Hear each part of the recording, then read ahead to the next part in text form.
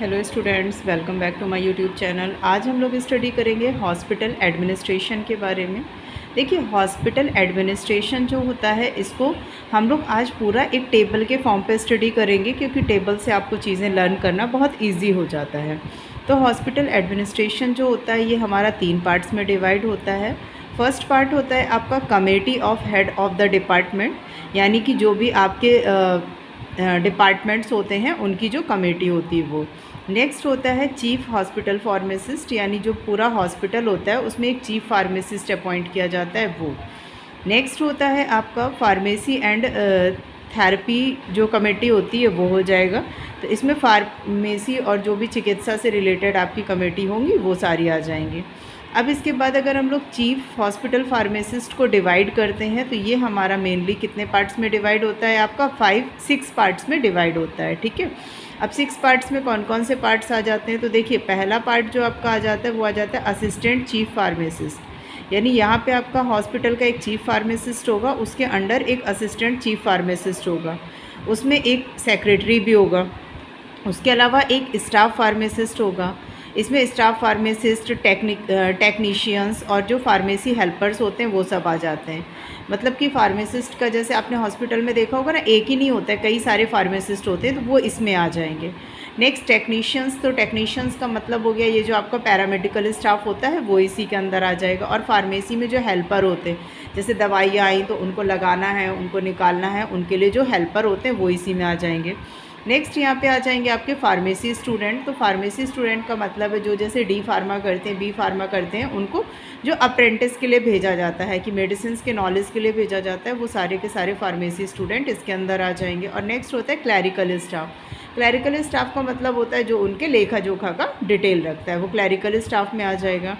इसके अलावा आपका ये जो पार्ट्स डिवाइड होता है, अब इसके अलावा जो चीफ हॉस्पिटल फार्मासिस्ट हैं उनमें कौन कौन सी चीज़ें आती हैं, तो पहली चीज़ आपकी आ जाएगी मैन्युफैक्चरिंग। मैन्युफैक्चरिंग का मतलब होता है कि कैसे उसको बनाया जा रहा है या कब वो चीज़ बन रही है। एडमिनिस्ट्रेशन का मतलब हो जाएगा शासन का प्रबंध, यानी जो उन चीज़ों को पूरा ऑर्गेनाइज कर रहा है। नेक्स्ट होता है सप्लाई सर्विसेज। तो सप्लाई सर्विसेज का मतलब होता है कि जो उसकी आपूर्ति की देख रेख कर रहा है, कि मतलब किस टाइप से, जैसे मैन्युफैक्चरिंग में आपका आ जाएगा कि पैरेंटल फॉर्म हो जाएगा, स्पेशल इंडिकेशन हो जाएंगे फ्लूइड्स के, और अदर डोजेस फॉर्म्स हो जाएंगे। तो ये सारी चीज़ें आपकी मैन्युफैक्चरिंग में हो जाएंगी। कि डोजेस फॉर्म आपने देखा होगा ना, उसमें लिखा होता है, जैसे कोई सिरप होता है या कोई टैबलेट होती है उसमें लिखा होता है कि ट्वाइस टाइम अ डे या 1 टाइम इन अ डे, इस तरीके से, या फिर डॉक्टर के प्रिस्क्रिप्शंस पे, तो वो सारी चीज़ें इसके अंदर आ जाएंगी। एडमिनिस्ट्रेशन में आपका जनरल आ जाएगा, पर्सनल आ जाएगा, इसके बाद परचेज़ आ जाएगा। तो ये सब चीज़ें आपका रिक्वेरेशंस जो आपकी डिमांड होंगी वो चीज़ें आ जाएंगी। भाई आपके क्या चीज़ ख़त्म हो गई है, क्या चीज़ आप मंगाना चाह रहे हो, वो सारी चीज़ें आपकी इसके अंदर आ जाएंगी। फार्मेसी के स्टोर्स हो जाएंगे, उसकी अकाउंटेंसी हो जाएगी और उसका मेंटेनेंस हो जाएगा। तो ये सारी चीज़ें आपकी एडमिनिस्ट्रेशन का मतलब होता है देख रेख करना, यानी कि फार्मेसी डिपार्टमेंट में किस चीज़ की कमी हो रही है, उसको कैसे ख़रीदना है, कहाँ से ख़रीदना है, उसको डिमांड कैसे बनाना है, उसमें किस तरीके से उसको स्टोर करवाना है, उसका लेखा जोखा कैसे रखना है, उसका मेंटेनेंस कैसे रखना है, कि कोई भी दवा, कोई भी इंजेक्शन, कोई भी सिरप हॉस्पिटल में आपके घटना नहीं चाहिए। ठीक है, उसके बाद नेक्स्ट आता है सप्लाई सर्विसेज। तो सप्लाई सर्विसेज में आपके पास जो मरीजों की कंडीशन होती हैं वो या तो ओपीडी वाले मरीज़ होते हैं यानी वाय रोगी होते हैं, या तो फिर आईपीडी वाले होते हैं यानी आंतरिक रोगी होते हैं, या तो फिर क्लिनिकल और ओपीडी दोनों टाइप के मरीज होते हैं। ठीक है, इसके अलावा इमरजेंसी पेशेंट्स, जैसे कभी एक्सीडेंट हो गया या किसी को हार्ट अटैक हो गया, किसी को सांप ने काट लिया, तो वो इमरजेंसी पेशेंट्स, तो इस तरीके से उनके डिपार्टमेंट्स डिवाइड किए जाते हैं। नेक्स्ट आपका होता है कंपाउंडिंग एंड डिस्पेंसिंग। तो इसमें आपका प्रिस्क्रिप्शन आ जाएगा, इसमें आपका नारकोटिक्स आ जाएगा, इसमें आपका लेबलिंग और पैकेजिंग आ जाएगा, और इसमें फार्मूली ड्रग आ जाएंगे। मतलब इसमें जो होता है कंपाउंडिंग एंड डिस्पेंसिंग में, तो इसमें आपका हर टाइप की जो भी मेडिसिन यूज़ हो रही हैं, जो भी दवा का पर्चा बनता है, जो भी दवा दी जाती है, उस दवा में लेबलिंग और पैकेजिंग देखी जाती है, वो सब इसके अंदर आ जाएंगे। नेक्स्ट होता है सेंट्रल स्टेराइल सप्लाई। तो सेंट्रल स्टेराइल सप्लाई जो होती है इसमें आपका पैरेंटल फॉर्म आ जाएगा, स्पेशल इंडिकेशन फ्लूइड आ जाएगा, स्टेराइल सप्लाई आ जाएगी और इक्विपमेंट्स आ जाएंगे। स्टेराइल सप्लाई का मतलब होता है कि मेडिसिन को या मरीज को जीवाणुओं के इन्फेक्शन से आपको बचाना है, तो उसके लिए यूज़ किया जाता है।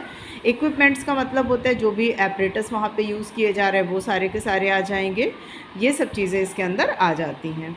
नेक्स्ट जो फॉर्म होता है वो यहाँ पे आ जाता है एजुकेशन एंड ट्रेनिंग का फॉर्म आ जाता है। जो मैंने आपको बताया फार्मेसी स्टूडेंट्स होते हैं तो एजुकेशन एंड ट्रेनिंग के फॉर्म्स में आ जाते हैं।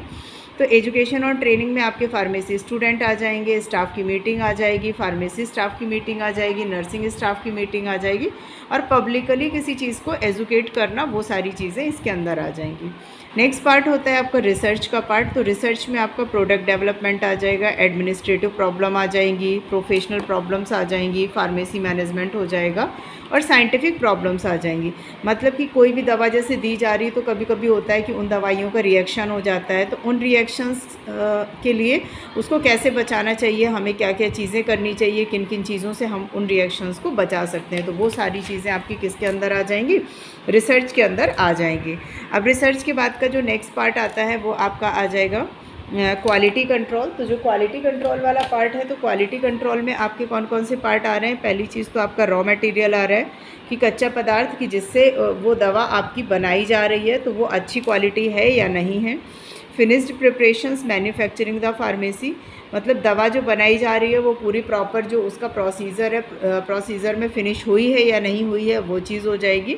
और next preparation purchase from the pharmaceutical companies, कि उसको कैसे फार्मास्यूटिकल कंपनीज़ खरीदेंगी उसके बारे में। तो इस तरीके से ये पूरा जो हॉस्पिटल का एडमिनिस्ट्रेशन है उसके बारे में आज हम लोगों ने टेबल के फॉर्म पे डिटेल स्टडी की। अगर वीडियो पसंद आया हो तो लाइक करें, दोस्तों के साथ में शेयर करें, और चैनल को सब्सक्राइब करना बिल्कुल ना भूलें। Thanks for watching.